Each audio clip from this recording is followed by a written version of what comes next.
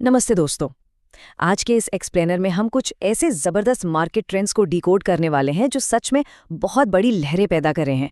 कभी कभी क्या होता है ना, हम स्टॉक्स को ऊपर या नीचे भागते हुए देखते हैं और हमें लगता है कि यार शायद कंपनी की अपनी परफॉर्मेंस की वजह से ऐसा हो रहा है, लेकिन कहानी अक्सर इससे कहीं ज्यादा दिलचस्प होती है।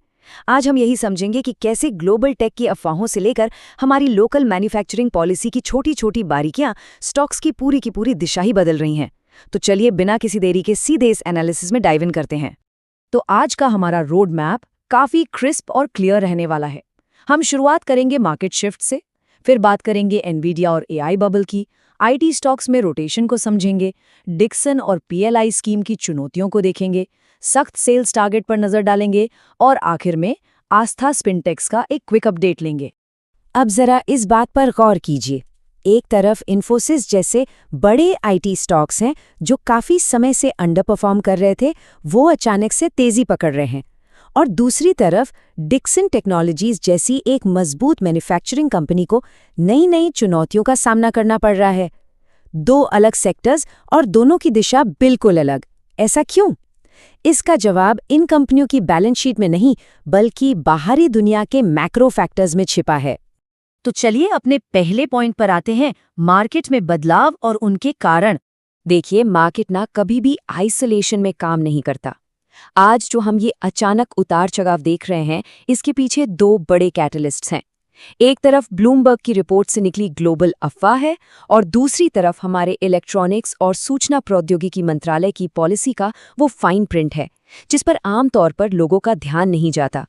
और यही चीजें साबित करती हैं कि नंबर्स के पीछे की असली कहानी समझना कितना जरूरी है। आगे बढ़ते हैं अपने दूसरे पॉइंट पर, एनवीडिया की कीमतें और एआई बबल का डर। ये नंबर अपने आप में बहुत कुछ कहता है। 15% रिपोर्ट्स आ रही हैं, हालांकि अभी कुछ भी ऑफिशियल नहीं है, लेकिन अफवाह है कि एनवीडिया अपनी एआई संबंधित सेवाओं की कीमतों में 15% तक का इजाफा कर सकता है।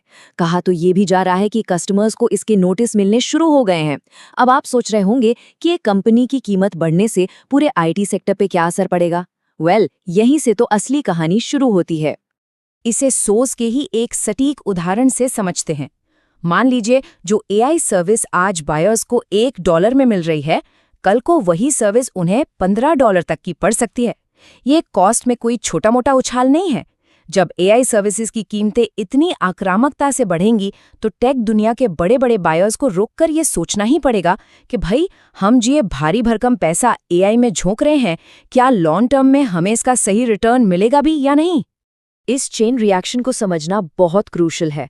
जब कॉस्ट बढ़ती है तो कंपनियां अपने रिटर्न ऑन इन्वेस्टमेंट यानी आरओआई को लेकर अलर्ट हो जाती हैं। अभी तक क्या था, हर किसी को बस एआई की रेस में भागना था, लेकिन अब इस एग्रेसिव स्पेंडिंग की बहुत बारीकी से जांच हो रही है, और इसी वजह से मार्केट में एक बेचैनी सी आ गई है। लोगों को लगने लगा है कि कहीं ये कोई एआई बबल तो नहीं, और अगर ये बबल फूटा तो मार्केट में 30 से 40% तक का क्रैश आ सकता है। यही डर है जो इन्वेस्टर्स को अपना पैसा वापस निकालने पर मजबूर कर रहा है।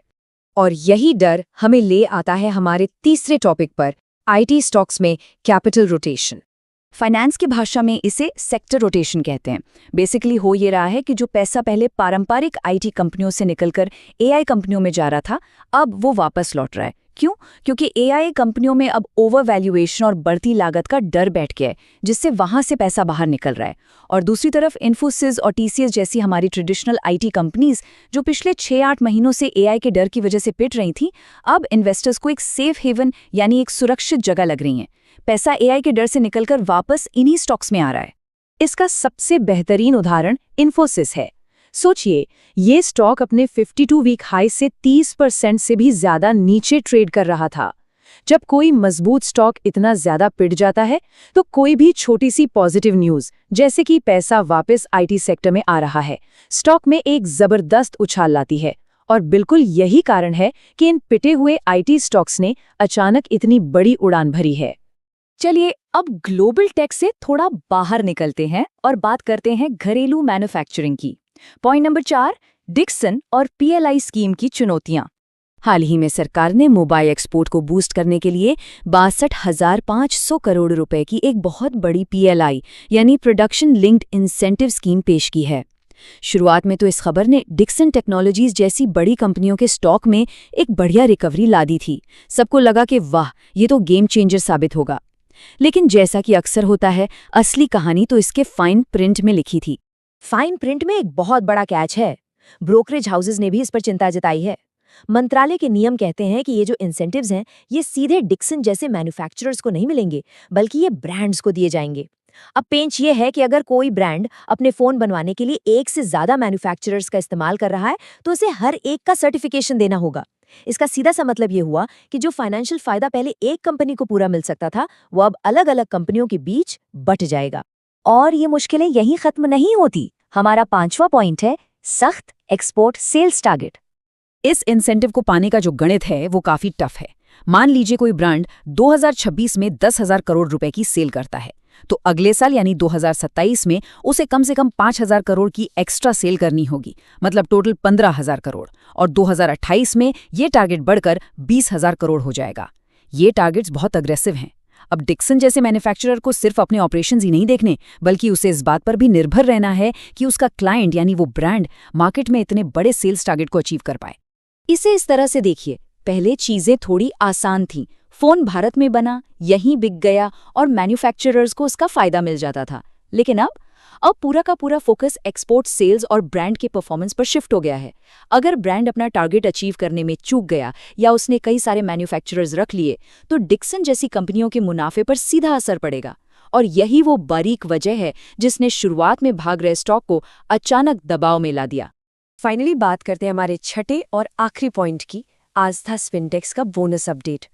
मार्केट अपडेट्स की बात हो रही है तो ये भी जान लेते हैं कि हाल ही में लिस्ट हुई कंपनी आस्था स्पिनटेक्स ने 1:1 के रेशियो में बोनस शेयर देने का अनाउंसमेंट किया है। कंपनी की हिस्ट्री में ये उनका पहला बोनस शेयर है। जो लोग इस स्पेसिफिक स्टॉक को ट्रैक करते हैं, उनके लिए ये जानना जरूरी है कि कंपनी अपनी ग्रोथ को किस तरह इन्वेस्टर्स के साथ शेयर कर रही है। तो दोस्तों, आज के इस एक्सप्लेनर से हमने क्या समझा? हमने देखा कि दुनिया के एक कोने में उठी एनवीडिया की एक अफवाह कैसे हमारे यहाँ के आईटी स्टॉक्स की दिशा बदल देती है, और कैसे एक इतनी बड़ी सरकारी स्कीम अपने फाइन प्रिंट की वजह से एक टॉप मैन्युफैक्चरर के सामने नई मुश्किलें खड़ी कर देती है। जाते जाते आपके लिए एक सवाल छोड़े जा रहा हूँ। जिस तेजी से ग्लोबल टेक की कॉस्ट बदल रही है और लोकल पॉलिसीज ज्यादा से ज्यादा एक्सपोर्ट ओरिएंटेड होते जा रही हैं, क्या हम मार्केट में इस सेक्टर रोटेशन का एक बिल्कुल नया दौर देखने वाले हैं? इस बारे में जरूर सोचिएगा। आज के एनालिसिस में बस इतना ही। मार्केट के इन संकेतों को समझते रहिए। जुड़ने के लिए बहुत बहुत शुक्रिया।